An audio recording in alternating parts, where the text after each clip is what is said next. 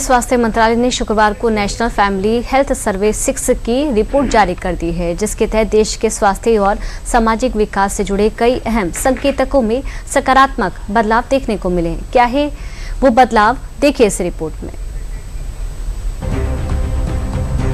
केंद्रीय स्वास्थ्य मंत्रालय ने शुक्रवार को नेशनल फैमिली हेल्थ सर्वे 6 यानी NFHS 6 की रिपोर्ट जारी कर दी है। रिपोर्ट में देश के स्वास्थ्य और सामाजिक विकास से जुड़े कई अहम संकेतकों में सकारात्मक बदलाव देखने को मिले हैं।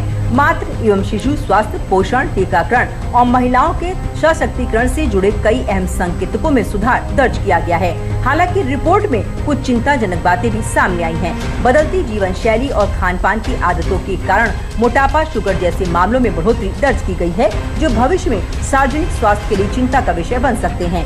आखिर नेशनल फैमिली हेल्थ सर्वे 6 की रिपोर्ट में कौन कौन से महत्वपूर्ण नतीजे सामने आए हैं, आइए जानते हैं। 2023 से 2024 में हुए इस सर्वे में देश के 715 जिलों के करीब 6,79,000 परिवारों को शामिल किया गया।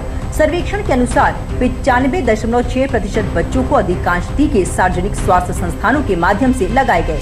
रिपोर्ट के मुताबिक देश में संस्थागत प्रसव बढ़कर 90.6% हो गया है, यानी अब ज्यादा महिलाएं अस्पताल या स्वास्थ्य केंद्रों में बच्चों को जन्म दे रही हैं। वहीं गर्भवती महिलाओं को एंटीनेटल केयर यानी ANC मिलने का प्रतिशत 92.6% से बढ़कर 95.9% हो गया है। बच्चों के टीकाकरण की स्थिति भी मजबूत बनी हुई है। 12 से 23 महीने आयु वर्ग के 96% से अधिक बच्चों को कम से कम एक टीका लगाया गया। पूर्ण टीकाकरण कवरेज 83.8% से बढ़कर 87.1% हो गया है। सर्वेक्षण में रोटा वायरस टीकाकरण कवरेज में वृद्धि दर्ज की गई है, जो पिछले सर्वेक्षण चक्र की तुलना में 2 गुने से अधिक हो गई है। सर्वे में बच्चों के पोषण स्तर में भी सुधार दिखा है। बच्चों में अवरुद्ध वृद्धि, स्टंटिंग में 17% की कमी आई है। 5 साल से कम उम्र के बच्चों में उम्र के हिसाब से कम लंबाई यानी स्टंटिंग घटकर 29.3% रह गई है, जबकि गंभीर कुपोषण में 32% की गिरावट दर्ज की गई है। कम वजन वाले बच्चों के आंकड़ों में भी हल्की गिरावट दर्ज की गई है। रिपोर्ट में ये भी सामने आया है कि बदलती जीवन शैली की वजह से मोटापा, डायबिटीज और हाई ब्लड प्रेशर के मामलों में भी इजाफा हुआ है। विशेषज्ञ इसे आने वाले समय की बड़ी स्वास्थ्य चुनौती मान रहे हैं। महिलाओं में मोटापा साल 2019 से 21 के मुकाबले 7% बढ़ गया है।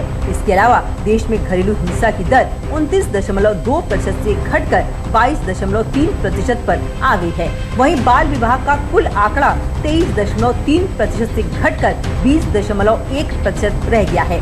कामकाजी महिलाएं 38.8% तक पहुंच गई हैं, जो पहले 25.4% ही थी।